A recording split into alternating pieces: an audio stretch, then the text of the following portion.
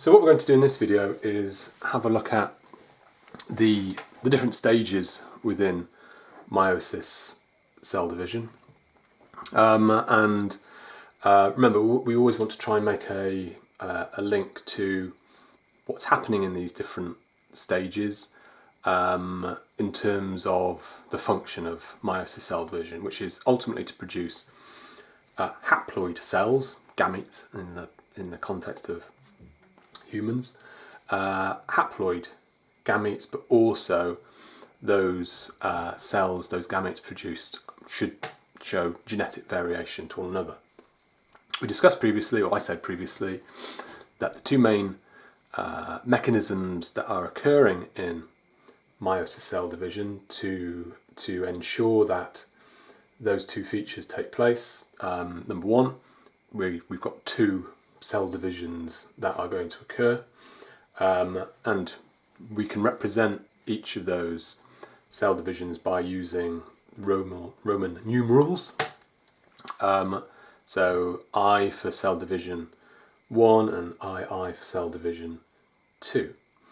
So we're going to have two cell divisions, and that will produce haploid cells, haploid gametes, but then we've got these two mechanisms which are going to generate genetic variation in those gametes. The first is independent segregation, and the second is crossing over, which we'll look at in detail in separate videos.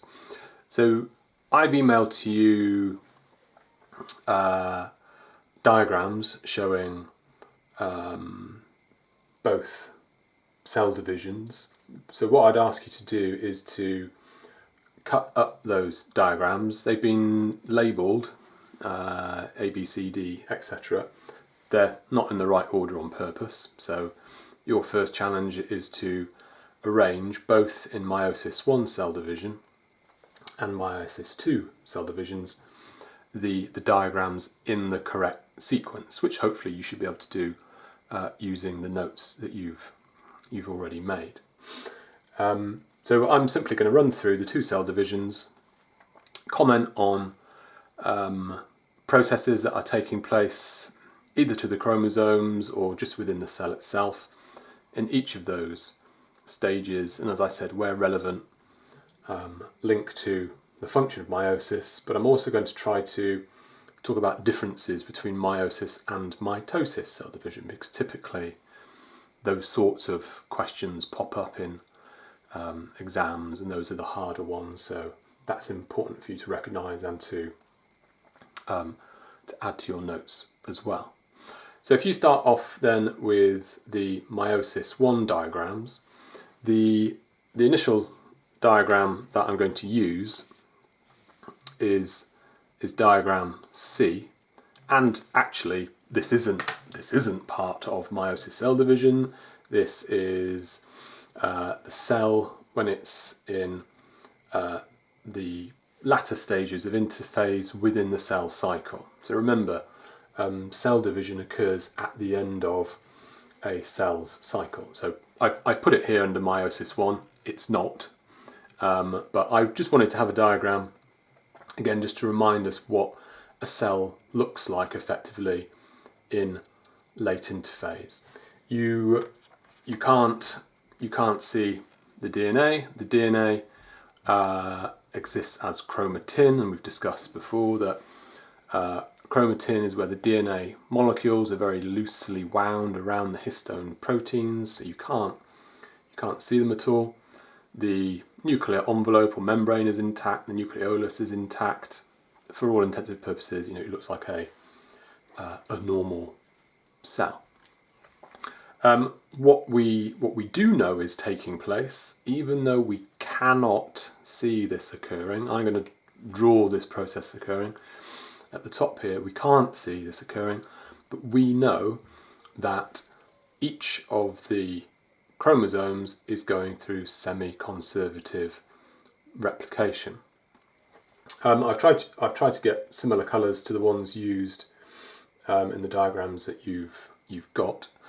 So I'm going to show what's taking place, but I just want to reiterate we cannot see this occurring within late interphase in terms of semi-conservative replication. So this organism has a diploid number of 4. They've used 4 different colours, and these are just to help to represent ultimately the genetic variation that's going to be produced in the gametes. So there's a smaller chromosome, which they've represented in orange, and its homologous partner, if you like, they've represented as brown. So there's one of the homologous pairs of chromosomes present in the cell. There's then a larger chromosome, and one of those they've represented as using a light green, and the other homologous chromosome they've got as a darker green. So there are the 2 homologous pairs of chromosomes, total number 4, therefore that's the diploid number of chromosomes. They've used different colours just to represent maternal and paternal chromosomes. So what we can't see taking place in late interphase, even though it is occurring, is semi-conservative replication. So we know that this orange chromosome is going to undergo semi-conservative replication. Its corresponding homologous pair also is going to undergo semi-conservative replication, and so on and so forth.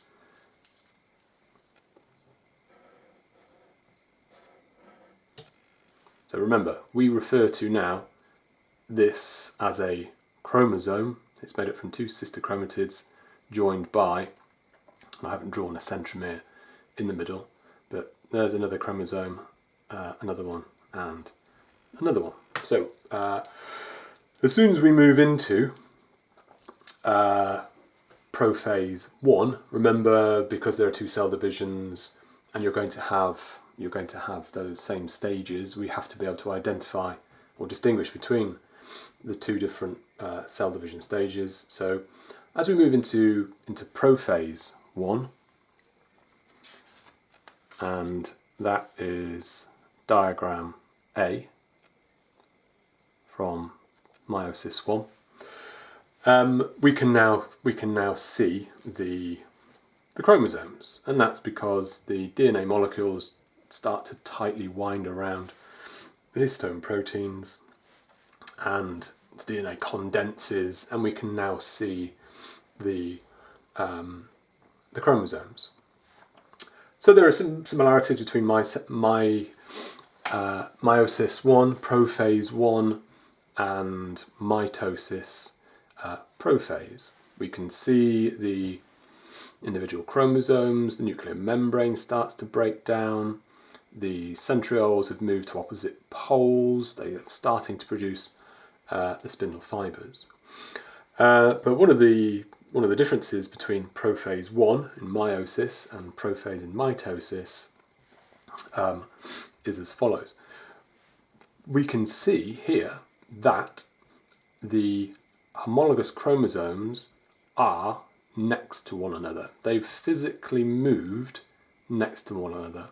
We could look at prophase in mitosis, and we'd be able to see the individual chromosomes, but they can be scattered all over the cell. So one of the big differences is that the chromosomes, the homologous chromosomes, physically move next to one another, and that's what's referring to what that is referred to as, we say the chromosomes have paired up.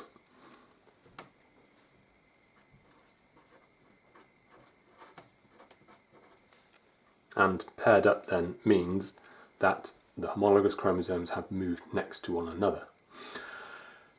Another piece of language that we can use, and I want you to be able to use, is that for the next few or the next couple of stages, we're going to refer to the homologous pairs of chromosomes that have paired up as something else. So we're going to refer to the homologous pairs of chromosomes that have paired up as a bivalent.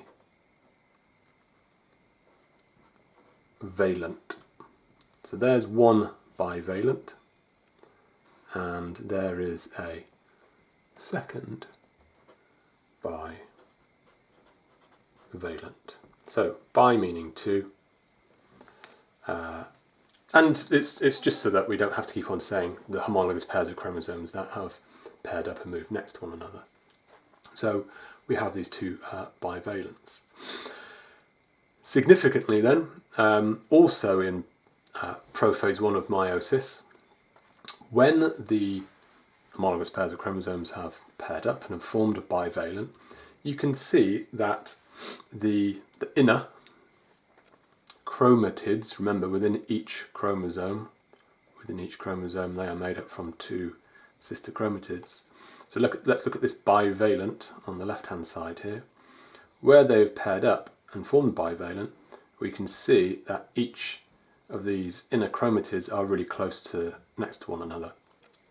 And this is where the process of crossing over occurs. So it's in prophase 1.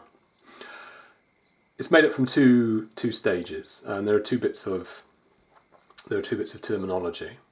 So the first bit of terminology that we're going to use is chiasma. So chiasma is singular and chiasmata plural. And what a chiasma is, as you can see in your diagrams here, is where the maternal and paternal DNA actually physically comes into contact with one another. So it's the point at where the DNA touches between the maternal and the paternal DNA. And so you can see there's a chiasma on the left-hand bivalent, and we can also see there's a chiasma on the right-hand bivalent. What we can then illustrate in the next stage, which is metaphase 1, is where those chiasmata, plural, take place. The DNA breaks and then exchanges between the maternal and the paternal chromatid. I'll send you a link to an animation that illustrates this easier. This is a sort of continuous process, and we're just breaking this down into stages, so it's harder to show. So chiasmata, that word means where the maternal and paternal DNA actually comes into contact on one another, and then crossing over is where the DNA actually breaks and then exchanges between each of those chromatids. I can illustrate that in the next phase. So there's a lot going on in prophase 1. Okay, we then move into metaphase 1, and that's represented by diagram E.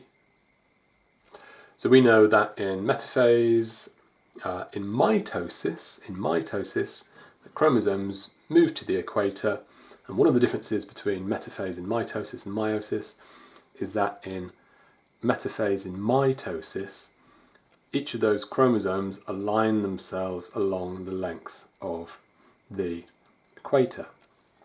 Big difference then in metaphase 1 in meiosis is that the chromosomes arrange themselves within their bivalents. So you can see that the homologous pairs of chromosomes are in their bivalents side by side along the length of the equator. So that's a big difference. That's one of the ways of being able to distinguish between whether you're looking at mitosis or meiosis. Hopefully you can make out also in the diagrams we can still see the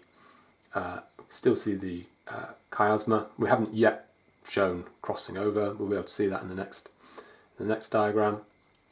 But the key here is that we've got the bivalents arranged at the equator. Okay, we then move into anaphase 1. And we know that in anaphase 1 we've got, excuse me, in anaphase 1 we're going to have spindle fibres contracting, and what's going to happen in anaphase 1 then is that the homologous pairs of chromosomes, the bivalents, are separated.